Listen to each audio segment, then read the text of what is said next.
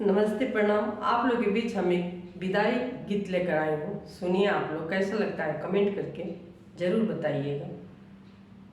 धन्यवाद, सपोर्ट करिए आप लोग। दुआरा पर पापा हाला करिले, सुन मोरी नाउन हो। दुआरा पर पापा हाला करिले, सुन मोरी नाउनी हो। झट दे ओढ़ावना चादरिया, धिया जइहे सासुर हो। झट दे ओढ़ावना चादरिया, धिया जइहे सासुर हो। झट दे ओढ़ावना चादरिया, धिया जइहे सासुर हो। एतना बचन बेटी सुनेली, सुसुकी सुसुकी रोवे हो। एतना बचन बेटी सुनेली, सुसुकी सुसुकी रोवे हो।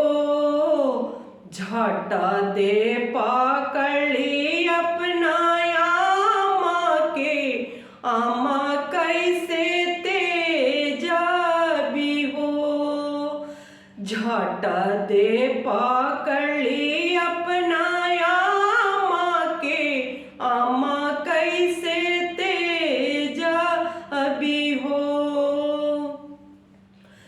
दुआरा पर चाचा हाला करिले, सुन मोरी नाउन हो।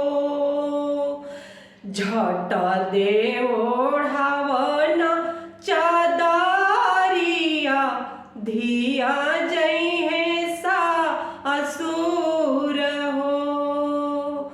झट दे ओढ़ावना चादरिया, धिया जइहे सासुर हो। इतना बचन बेटी सुनेली, सुनहि ना पावेली हो। झपलपकी पकड़े अपना चाची के, चाची कैसे तेजबी हो।